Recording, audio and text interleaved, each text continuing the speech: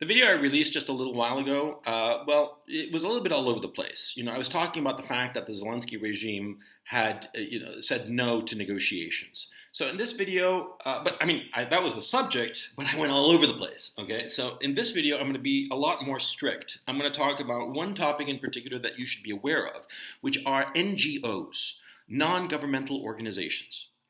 You see, there are a lot of NGOs that exist for very good reasons. A prime example is the Red Cross. The Red Cross is a non-governmental organization, and it provides assistance, medical assistance, to refugees, to people in wars. It also provides the supplies of blood banks and the rest of it, blood banks, excuse me. And the Red Cross is a perfectly fine and legitimate non-governmental organization. And there are other such charities and whatnot. These are all non-governmental organizations. Organizations that are purportedly independent, financed by private donations, and who carry out some public good of some sort or another. Amnesty International and Greenpeace, for instance. There are more examples of non-governmental organizations. But the concept of the non-governmental organization has proven to be very useful for governments, specifically for intelligence services. You see, back in the 50s and the 60s and the 70s, it was intelligence services that would carry out all kinds of nefarious actions. They would go to some country or whatnot and pay off the right politicians to stage a coup d'etat, for instance. And this was on both sides of the Iron Curtain. Both the Soviets and the Americans were doing this. But they got caught so many times, and there was so much political embarrassment that during the 80s and especially the 90s, there developed the concept of the non-governmental organization. An organization that is supposed to be privately funded, separate, completely separate from the government, but which in fact is carrying out the wishes of a particular government. Carrying out the wishes in a way that ensures deniability. This is also when private military contracting firms emerged. For instance, Russia has the Wagner Group. The United States has BlackRock, which has gone through various names, but it's basically always the same thing, the Eric Prince outfit. These private military contractors, they are supposed to be separate from the governments. But in fact, they work hand in glove with the governments. They are a way to exert military pressure by a government in some particular situation without having the fingerprints of the government. The government can say, we didn't do it, it was these private military contractors, and we have no idea who they are, which is, of course, a complete lie, because the governments know exactly who is a part of these private military contracting firms, who leads them, who are members of them, and of course, these soldiers, these mercenaries, they are the top-tier soldiers. They are exceptionally well-trained, well-equipped. I mean, if you're a private military contracting firm, who are you going to hire? You're going to hire the very, very best men, and you're going to pay them very good money to be professional soldiers.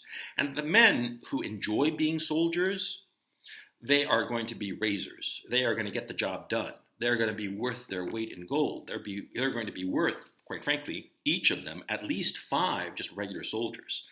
They are worth it. And so governments use private military contractors. Governments use NGOs to push political outcomes in other places in the world where an official government presence would be harmful to them. And let me give you a specific example.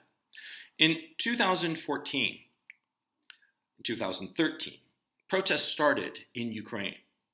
They were protests because the Yanukovych government was hesitant about signing a letter of agreement of intent insofar as joining the European Union. And a lot of Ukrainians wanted to join the European Union and didn't want any kind of hesitation. And so they started protesting. But what happened was that all of a sudden, these protests, which were peaceful, they started turning violent with a remarkable speed. And that was because of NGOs. Because the NGOs, how they operate is, they set up a local office, and they recruit local people, dissatisfied people, many of them with violent backgrounds, criminal backgrounds. And they recruit them and bring them into the NGO. And these new recruits, local recruits, with a history of violence, are taught more tactics insofar as provocations, causing civil unrest, how to join a protest that is originally peaceful and turn it violent. Groups like the Democracy Nows and all kinds of random groups, not Democracy Now, but other groups like that. What they do is they create the agents provocateurs that they can insert into a peaceful protest and turn that peaceful protest into a violent political movement that can serve the interests of a foreign country. In Ukraine in 2014, there were these non-governmental organizations that had these thugs that went into the Maidan protests that were peaceful originally and turned them violent. Turned the people, encouraged the people, egged them on to carry out acts of violence against their own government, the Yanukovych government. During the 2013 and 2014 Maidan movement, what was called the Revolution of Dignity, which is a market-tested moniker for the whole situation. Well, these NGOs encouraged people to go and attack government buildings. And these NGOs also coordinated the social media and the propaganda and how the news media would portray the protests that were going on. And the whole point of these NGOs is to carry out a government's wishes, a foreign government's wishes, in the local country that they are targeting. And that's what the United States did in 2013 and 2014. The US ambassador to Ukraine at that time, a guy called Jeffrey Pyatt, he was in contact with the various NGOs because there are a whole bunch of them, a whole bunch of little critters running around causing trouble. And all of them are getting their funding indirectly from the US government, either the US government or very rich individuals who have deep ties to the US government. George Soros is one of the people whose name always comes up. And why is that? Well, because he has a series of non-governmental organizations that he funds. And a lot of these non-government organizations carry out movements, demonstrations, and all the rest of it that benefit the American regime, that do not benefit the local regime at all. And that seems to be Mr. Soros' specialty, of funding organizations, non-governmental organizations, that cause chaos in the countries where they are located. In Ukraine, in 2013 and 14, there was no exception.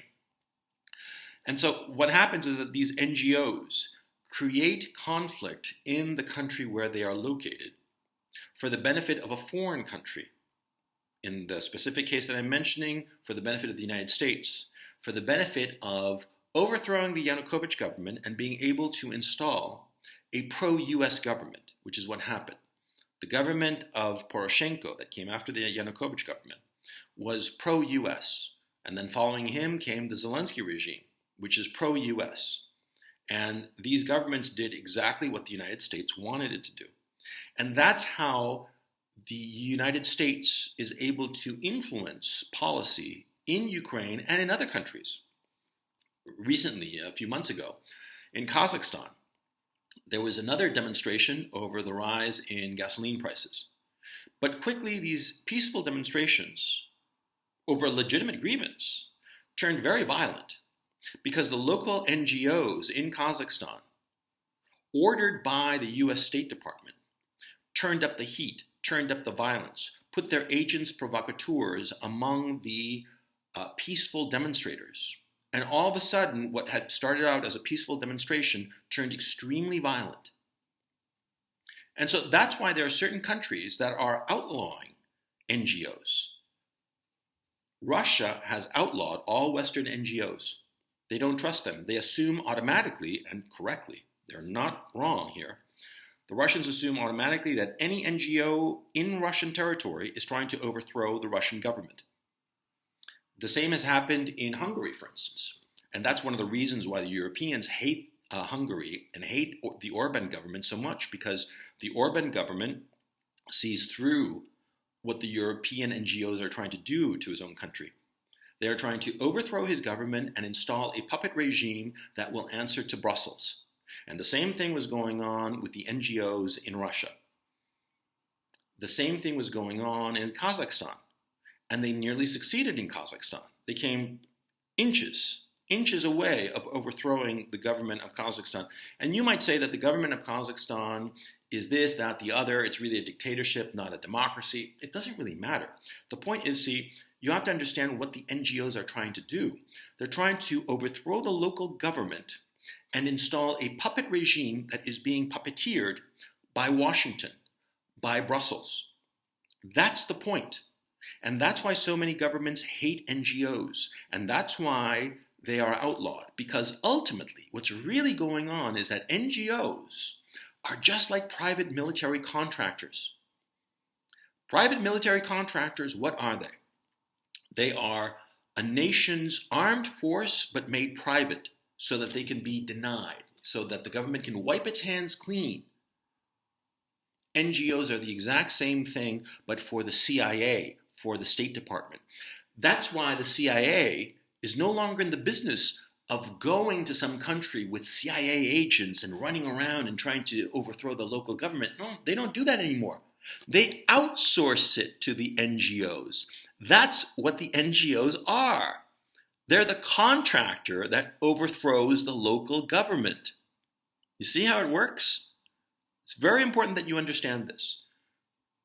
Non-governmental organizations, NGOs, private military contractors, PMCs, they are the outsourced arms of political revolution and military adventurism of the modern democratic states in the West.